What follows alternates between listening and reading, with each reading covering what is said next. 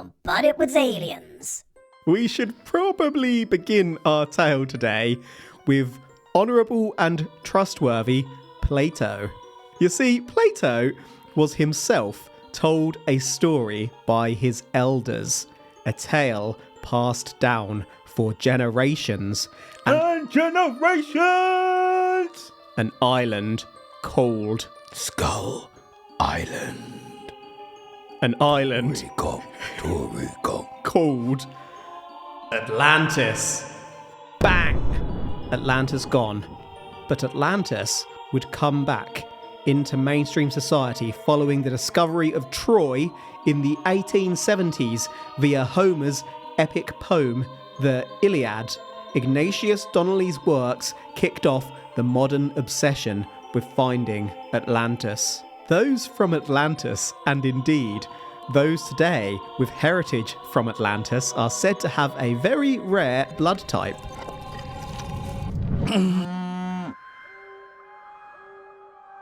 Howdy, howdy! Top of the morning, afternoon, evening to you all. And night. And welcome to But It Was Aliens! The paranormal comedy podcast where we probe extraterrestrial and otherworldly events. Otherworldly events to determine whether they really were paranormal in origin. There is no time to mess around. As promised, we are picking right back up where we left off on the hunt for Atlantis, discovering where Atlantis may be, Baby. before we move on to find out what actually happened to Atlantis. For this is part 2 of our investigation. The BBC reported in December 1997 that Russian scientists had found what they believed to be Atlantis 100 miles off the coast of Cornwall in the UK. Ooh. That may be connected to the mystery of Lioness, another sunken island which we'll probe one day. Paul Dunbavin suggested, without scientific basis, in his 2003 book Atlantis of the West, The Case for Britain's Drowned Megalithic Civilization, that Atlantis was an island in the Irish Sea. But a modern theory suggests that Atlantis is actually Ireland itself. Ireland appears to be similar geographically to Plato's depiction of Atlantis, as outlined by Dr. Ulf Erlingsson in 2004. The landscapes are very similar, allegedly. Truthfully. Remember in part 1, we linked Atlanteans to red hair. People from Ireland have the highest genetic concentration of red hair in the world. Thousands of red-haired mummies have been found in Egypt. Yes, we're on Egypt now. Pharaoh Ramesses II, aka Ramesses the Great, the most powerful pharaoh of all of ancient Egypt, had naturally red hair. He collected along cards. Along with at least 6 other pharaohs' natural red hair. The highest concentration of Pharaoh Tutankhamun's haplogroup RM269, a group that can be traced back to one person, is in Ireland. Tut's mum had red hair. Nazis, Tibetans, red hair. Egyptians, Atlanteans, Nordics, aliens. Gone off at the deep end a bit here, haven't we? I always thought Conor McGregor was a bit off. I wouldn't say that out loud. Why? He's angry. He'll come for you. He'll find out. What's he going to do? He's half my size. I don't think he actually is half your size, and he's also a professional fighter. He's half my size. Doesn't matter if he gets your balls in a clamp before you've been able to move. I'll fucking bear hug him and give him a kiss. He'll calm right down. So I would not pit myself against any professional fighter, world level professional fighter, regardless of their size. No, absolutely not.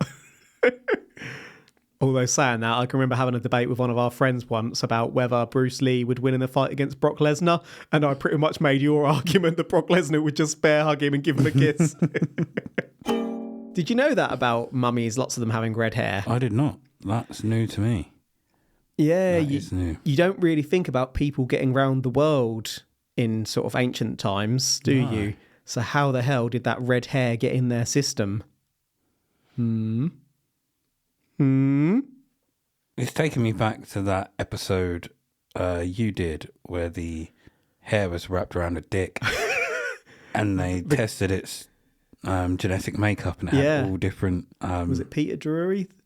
Either way, the guy came at us. He contacted us, didn't he, and threatened us. That's a legitimate story, folks. He contacted us via email and was not a happy boy.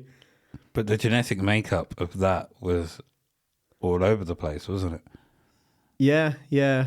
Very, very, very uncommon. So what if it was An Atlantean. an Atlantean? And what if Atlanteans do have unexplained, aka alien DNA?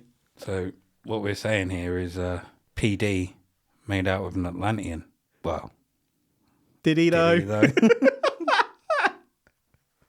And that is why he was cross with us. Stay cross, Mr. Jury. Stay cross. Mr. Moonwalker will give you a hug and a kiss. So Ireland is Atlantis then? A May 2020 article by Fiona Cameron Lister, which I'll link in our episode notes, outlines that the legend of Atlantis originated in Egypt, that Atlantis is an island in the Atlantic Ocean and that the Atlanteans were a seafaring, advanced civilization. Fiona states that the Atlantic seabed has been mapped and that a sunken island is not a possibility. A Keystone University Dublin team reviewed thousands of documents and put together more than 1,000 pieces of evidence to suggest Atlantis is indeed Ireland. We won't cover them all here, but ancient Egyptian documents outline how the first Egyptians came from an island of flame in the Atlantic Ocean destroyed by a great flood. Pharaoh Menes, believed to be the founder of ancient Egypt who united North and South, had an empty burial on Abydos, and some believe that Menes was buried in a site with identical writings on a boulder in Knockmany, County Tyrone, Ireland, to that Egyptian site as outlined in a 1930 book by Lawrence Waddell. The site has never been excavated. Archaeological evidence dates the first human activity on Ireland to between 8,000 and 7,000 before Common Era, but if it flooded, is it possible that earlier evidence has been washed away?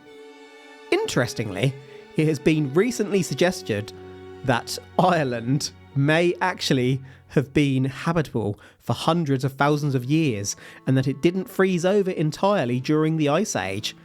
Further back, between 1 and 65 million years ago, Ireland was between North America and Europe, just above Africa, and before that, it was basically touching both.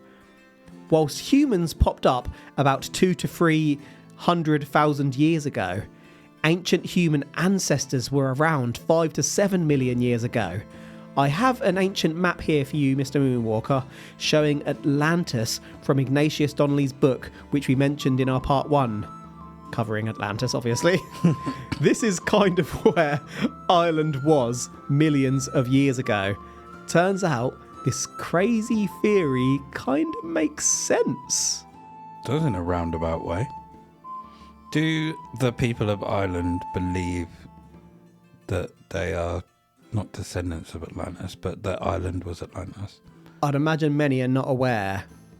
It's only if you go looking for Atlantis that you find this stuff, and I'd imagine that's quite a small niche of the population of Ireland. I would have thought... Although saying that, Ireland, as we've mentioned before, is one of our most popular listener bases. I would have thought if it was Atlantis, people would know more about it, like stories passed down through generations.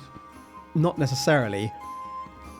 History only goes back to a few thousand years before Common Era. We just don't know. It's called prehistory before then because there's no documented records or anything. Things are just too old and either got destroyed or writing wasn't around. Structures fade away. The only thing we find from before those times are generally fossils.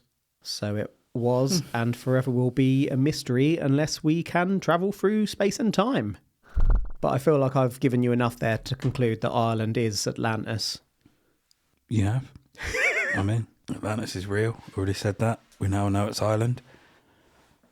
Conor McGregor can claim he's the champ of Atlantis. The all Atlantean champ. I'm the Prince of Atlantis. Come on then. I'll have you.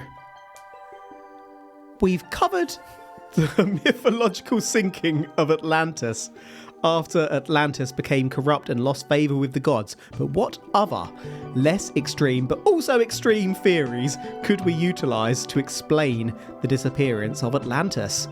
First, we have the Bermuda Triangle. Did Atlantis itself vanish into the triangle, where disappearances just happen? Charles Berlitz is believed to have first put forward this one, and supporting the idea, there are unusual formations on the ocean floor off the coast of North Bimini Island in the Bahamas, 50 miles from Miami, Florida. Some say that these are walls and floors of an ancient city. Others that these are just weird-looking natural rock formations. They span 800 metres underwater and date to about 10,000 BCE. What is really mad is that the sleeping prophet Edgar Cayce predicted in 1938 that Atlantis would be found near Bimini around the time it was actually discovered.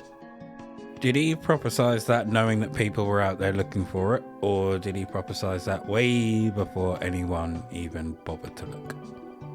To my knowledge, he predicted that before we even had the technology that would really be needed to... Well, did he or didn't he? 1938. I suppose we had submarines during World War II. So we were getting near, but even so... Oh, actually, no, not even saying that. Nazis went looking for Atlantis in Tibet. So it was kind of in culture that people were looking for Atlantis. But he couldn't possibly know that there would be anything near Bimini specifically. What if people saw his prediction and were like, let's go have a look? So what if they worked from the prediction rather than the prediction being correct? So say, for example, no one knows about that prediction and then they go and find it. Fair enough, he predicted it. If they're aware of the prediction and go and look for it, is that a prediction? Yeah. I've just got some images here for you, Mr. Moonwalker, of those formations. I hope when you look under there it says Moonwalker is right. I mean, those are really weird things to find undersea. Yeah, these ones are probably more interesting to me than the ones in Japan from the previous episode, to be honest. So the second picture, there is a diver and he's standing up against a large stone, and that looks like a step a giant would use. And then... To me, that's like a cobble pathway. The first one? Yeah. Yeah, the first one does look exactly like that. And how can it be natural for it to form so in line and just stop sort of the width of a few people? That's bonkers to me. I suppose it begs the question of what was the sea level like back then? Well, it depends on when you're referring to. When you say back then, we know sea levels change. They go up and down over time. Yeah, but I mean like way back then, civilization-wise. Yeah. But then it depends how far underwater that is, really. Mm-hmm. We don't know. Or do we? Do we know? Yeah. Do we? Do we? Absolutely not. Damn. Of course we don't. We don't know. And the third one looks like stairs to me. Plato suggested that Atlantis existed around 11,000 years ago, so about 9,000 before Common Era. This is about the same time as our earliest recorded ceremonial structures, which have been found in southern Turkey.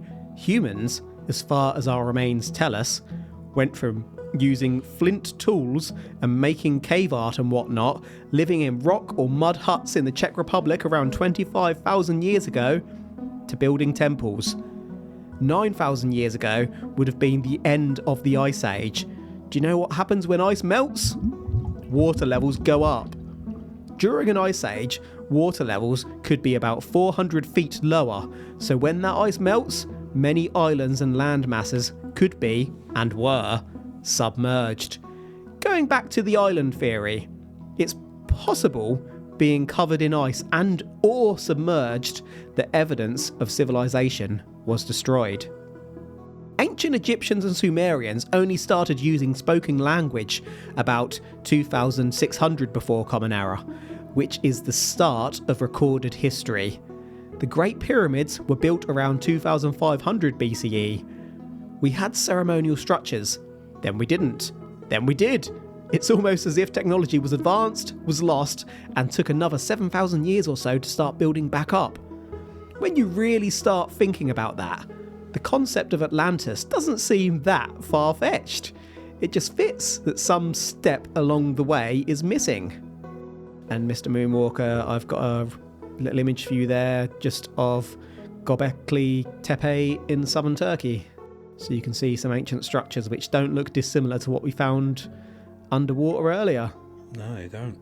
Natural my ass, baby. So if they only started using spoken language about 2600 BCE, do you reckon they were using sign language, or were they looking at each other and just going...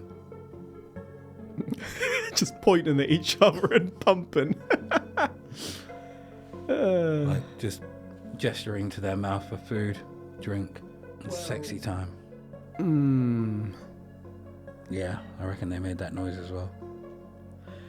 I'm just trying to think whether before we had spoken language, we would have had sounds like kind of thing. But it's when we started recording spoken language that was around 2006 or the thousands BCE. Okay, so it's not to say that it wasn't used. We don't know for definite when we started speaking, I guess. We only know when we started finding archaeological evidence of language. So we could have been speaking for weeks, months, years, decades, centuries, millennium. I guess we can't really prove it one way or the other. But at some point, our vocal cords wouldn't have been advanced enough to speak properly, or as we do today. This next destruction theory also links to where Atlantis may be. Some believe that Atlantis is actually the tale of the Minoan civilization whom lived on Crete and Santorini, then called Thera, between 2500 and 1600 BCE. The Minoan built palaces and roads and were the first Europeans with a written language, but just vanished from history without trace. Historians speculate as to whether an ancient earthquake triggered a volcanic explosion and in turn tsunamis, wiping out the population of Thera and leaving the remaining Minoans vulnerable to invasion. Oceanographer Robert Ballard did find evidence of an eruption on Santorini. Similar to the Minoan civilization, the Black Sea flood is another event theorized to have possibly inspired Noah's Ark. This took place approximately 6800 BCE. The Black Sea at that time was just a lake north of Turkey, east of Europe and west of Asia, so that would be northeast of Athens. This theory suggests that the Black Sea rapidly expanded, possibly in only a year, wiping out many civilizations along the water, though I don't think there's any underwater archaeological evidence of lost settlements to support such a rapid rise. It's said that inhabitants of settlements along the Black Sea scattered and told their tale orally, perhaps inspiring or otherwise turning into these events in later myths. History, baby.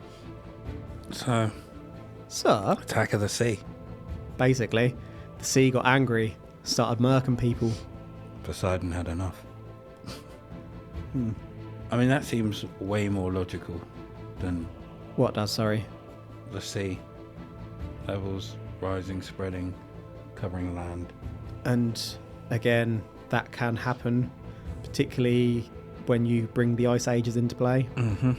I can't remember if I've popped this in the research notes, but is it the Egyptians or is it someone else? Basically, there was a seafaring civilization that we don't know who it was in ancient history that wiped out loads of civilizations. They were just rocking around on their boats, attacking places, and Proper pirates. Yeah, basically. And yeah, whether they could be Atlanteans or whether people thought they were Atlanteans because they just roamed around and destroyed people. Anyway, I'm getting kind of off topic there, and I hope I haven't included that in this next section. This final segment is for the non-believers. The non-believers. If you're so inclined, you could argue that Plato completely invented the concept of Atlantis to illustrate his concerns around aggressive imperialism, using military force and colonization to extend a nation's power. You could also argue that scientists don't know the purpose of any blood group, not just Rh negative. Edgar Cayce, the sleeping prophet, not only predicted the discovery of Atlantis, but stated that we would recover the death ray used to destroy Atlantis about 1958. We didn't. You see, it is most likely that Atlantis was basically a switch for Athens, a small state whereby the residents eventually succumbed to their hunger for power, for expansion. The point is that working together is better than conquering, and if you go all guns blazing, you're gonna fall eventually. Plato suggested that Atlantis was the size of North Africa and half of Turkey. That is pretty big. Big enough to be found on sonar mapping of the Atlantic Ocean, where Atlantis was said to be. We haven't found a continent in that area in the time period Plato suggested Atlantis existed. True stories and even mythical gods are mentioned all through ancient Greek and even other civilization documentation. Atlantis only shows up in Plato's works and isn't so much as referenced anywhere else in ancient documentation. Even if it was just a common story, it would have surely been referenced elsewhere. Plato suggested that Atlantis went to war with Athens around 11,000 years ago. We know where Athens is. There is no archaeological evidence of any ancient settlement in Athens prior to 3000 BCE, with the main historical basin of Athens not founded until 508 BCE. There just wasn't an ancient powerful civilization at Athens fitting with Plato's timescales, so we know that the war between Atlantis and Athens preceding the destruction of Atlantis couldn't have happened. Basically, we know that Atlantis wasn't quite as has been outlined by Plato, but it could well have been inspired by any of the areas that we have today outlined. And remember, we found Troy. We found him! He was hiding under a rock. Hey, Troy. What you doing under there, Troy? I've thrown a lot of skepticism at you there. You have. Where is Plato from? Ancient Greece. But is he actually Greek? Or did he start off as an orphan child? I'm fairly certain he was. Because I'm wondering if maybe he came from Atlantis. Yeah, he was the Athenian philosopher, so I assume he was from Athens. Because he could have come from Atlantis. Yeah, he was born in Athens. It's So funny, his I kind doctored of... records say. Sorry, say that again? So his doctored records say. He's an Atlantean that wanted to keep the name of Atlantis in the history books and keep it alive. I reckon it was a small place that was ransacked, like a little seaport or something, sea village, destroyed by others. And And there has been plenty of that through history, so he could have been using lots of stories as inspiration. And he found his way to Athens. He found it. Was taken in by a wealthy family, studied, and became the Plato that we know today. Socrates took him in. Maybe his name isn't actually Plato. It's Plate. He was a chef. He was actually just a chef all along. Plate. And he used to just tell random stories, literally stories, to entertain people who ate at his restaurant. Come to Plates. Who are we to say that's not the case? And one day, he started writing down the stories just to entertain his guests, but people found the writing in many years later, Years gone and by. believed they were that Plate was actually some great philosophizer, when actually Plate was just not just a chef. Plate was a bloody good chef. It's just the fact that his name was mentioned alongside Socrates, and Socrates was his teacher, Yeah. and Aristotle was his famous student. so the fact that his name was alongside Socrates, everyone was like, "Oh, he must be a philosopher." No, just a Socrates, storyteller. Socrates was actually pretty rich and really liked investing in things. Socrates sat on like the ancient Greek dragon's den, and one day Plate came in to present He saw he had the gift of the gab. and took him in, and people misconstrued it. So there we have it. Plate. Welcome to Plates. Can I get you a plate? He now talks like that. Hello, you are at Plates. Atlantis was real. In summary, I'm going to have to take a big breath here. We've covered Plato, aka Plate's introduction to Atlantis, an ancient yet advanced civilization said to have been outlined in Egyptian hieroglyphics 9,000 years before Plate's time. I'm going to keep on calling him Plate now. Atlantis, after losing a war with an Athens-led coalition, was said to have sunk into the ocean following an earthquake and tsunami. Atlantis faded into forgotten history with time, save the odd mention until the discovery of Troy. The discovery of Troy somewhat inspired Ignatius Donnelly, who wrote Atlantis, the antediluvian world, theorizing that advanced Atlanteans handed down technological advancements to otherwise less advanced civilizations. We covered those obsessed with the search for Atlantis, including Nazis, who concluded that Atlantis was founded by a master race whose dependents live in Tibet, and James Cameron, whose team found 6 sunken anchors, suggesting an ancient seafaring civilization existed in the area of Plato's Atlantis. Plate. Following that, why has that tickled me so much? Following that, we uncovered the fact that Atlantis is an alien city founded by Nordics, though we weren't sure if Atlantis was actually their ship, which left Earth, or if Atlantis did sink and that descendants of aliens remain in Tibet. You can tell by their faces. We connected that to blood type RH and having red hair. We theorised where Atlantis may be, including Charles Hapgood suggesting that Antarctica is Atlantis, having shifted from its original more northern position. We covered a sunken continent called Zealandia, which includes New Zealand. A modern theory suggests that Ireland is Atlantis, which connected some dots between Atlantis, aliens, red hair, ancient Egyptians, and the Irish. We covered other ideas on what happened to Atlantis, such as how some believe that the Bermuda Triangle swallowed Atlantis. Did rising water levels at the end of the Ice Age submerge Atlantis? Is Atlantis off the North Bimini Island coast?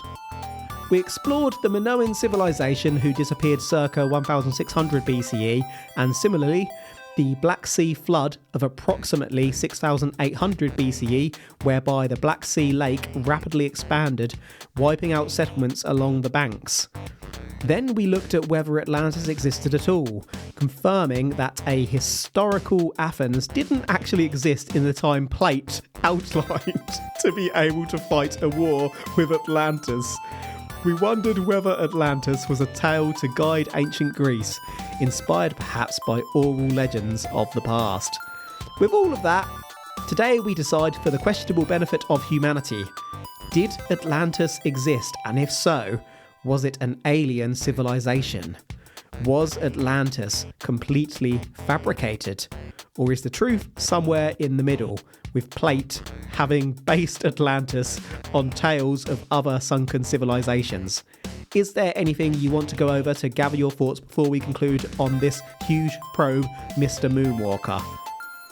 If there's not, I would just add that on the Black Sea flood theory of the lake rapidly expanding, that would actually bring about with it a lot of disease and whatnot, and probably would wipe out people nearby. Who's to say there wasn't that? Yeah. But then some of those photos that I've showed you through this double probe, those underwater ones, some of those are bonkers, aren't they? The Bimini ones in particular. So you may have noticed, halfway through you reading that, I kind of went off to the side and had a moment where I couldn't stop laughing for a bit. Yeah. So, two t-shirt ideas popped into my head. Right. One is of plates, holding a plate with the sign, "Welcome to Plates," Yeah. with Atlantis on a plate. And then what popped into my head after that was the hair around a dick. Oh no, not again. But can you remember at the Peter end? Curry, not Drury, wasn't it? PK. So it was. Can you remember the end of Superbad, where he just draws loads of dicks? Dicks, yeah. I just pictured one of them with like the hair as a headband and a pair of nunchucks. For some reason, Why? I just lost it. So you didn't take in any of the... I took it all in. summarising? I took it all in. Okay, and is there anything you want to double back over other than your dicks? I'm still I was intrigued by the whole island thing, Yeah. but There's the something... Sorry, go on. I was about to say the fact that it's not. Well, to be fair, I don't know. So, if any of our listeners from Ireland do know if this is a thing in Ireland, like, is it not well known, but Well, is it like a folk tale? people from Ireland may there? know that Ireland has moved quite a lot over the years and used to sit on the top of Africa. They may know that. But do they know that they're Atlanteans? They what may I'm not asking. know that bit. Okay, so They're if they don't- likely to be very aware that they have some unique genetic heritage and are the most common population of folks with red hair. If they do not know that they're Atlanteans, then I don't need to know more. All those like stones and everything on the ocean floor are just proper like freaky. But like we said, rising sea levels, it's quite easy for something like that to sink into the sea.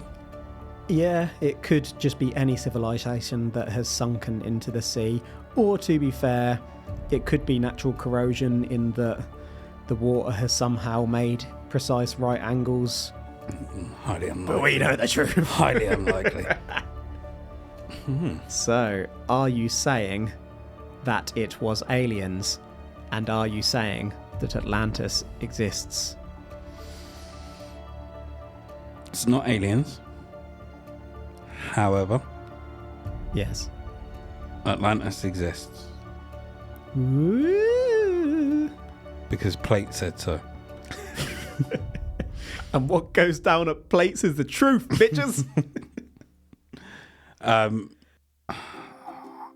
I really don't know why, but I think it was just... I don't think Atlantis was as big as people think Atlantis was. Yeah. So it could have... So you don't feel that it was like a several ringed water world, No. as Plate stated in his restaurant story? I mean, he's got to big it up, isn't he? He's got to keep the Absolutely. story of Atlantis alive. So it's quite possible he might have seen a tornado. A water tornado. While he was living in Atlantis before it got pillaged, and he made his way to Athens somehow on the back of a Jaguar. Plates. Welcome It's to got Plates, a little where Atlantis exists. little baby Jag as a pet. Plates only had one table. It was actually a really shitty restaurant. And Plates would just come and talk at you whilst you were eating. Let me tell you about Atlantis. Go away, Pleds. I'd like to eat in peace. Ah, peace, you say? Let me tell you about the time when the peace ended. In Atlantis. So, yeah, I'm kind of with you there. I'm not saying that it was aliens.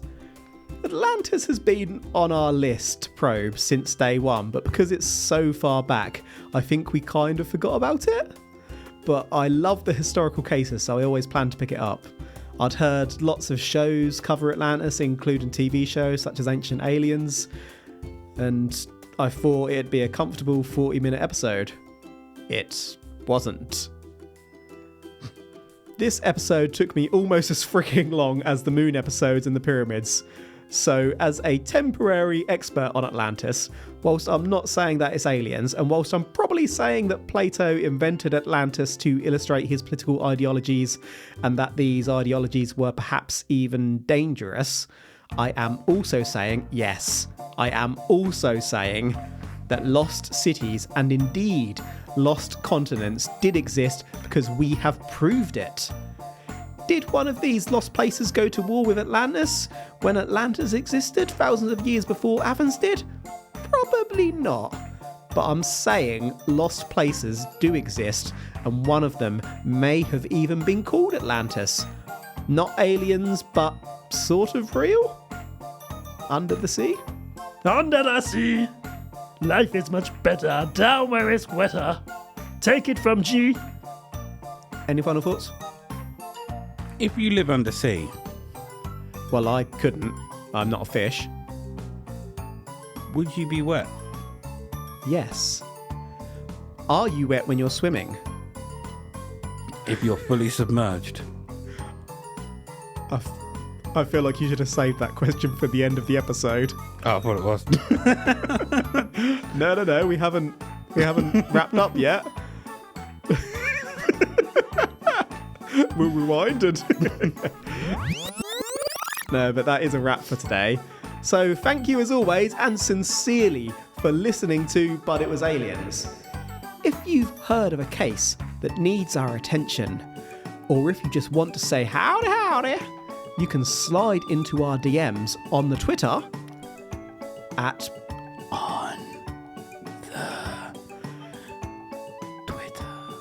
But It Was But It Was Aliens. I knew it was coming. I knew it.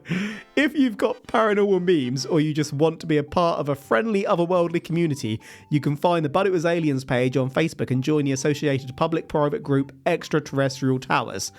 Extraterrestrial Towers membership is open to all, but it's also secret, so you can't find it unless you try.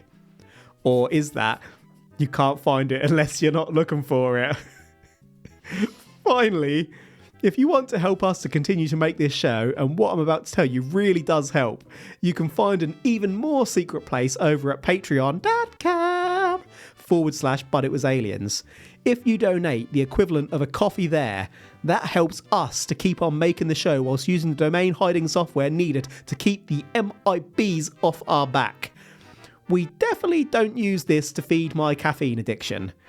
In exchange, each month we bring you a secret side probe into more widely paranormal and unusual events, such as possessions, cryptids, and Rasputin's dick. That's all we have for you today. So, unless you catch us on the Patreon, we'll be in your ears next episode. Until then, if the toilet on a boat drains into the ocean, can dolphins swim up them and nibble your butt? The truth is up there. Hashtag. Wait. If you're fully submerged underwater, are you wet? Hashtag. Wow. Welcome to Plates.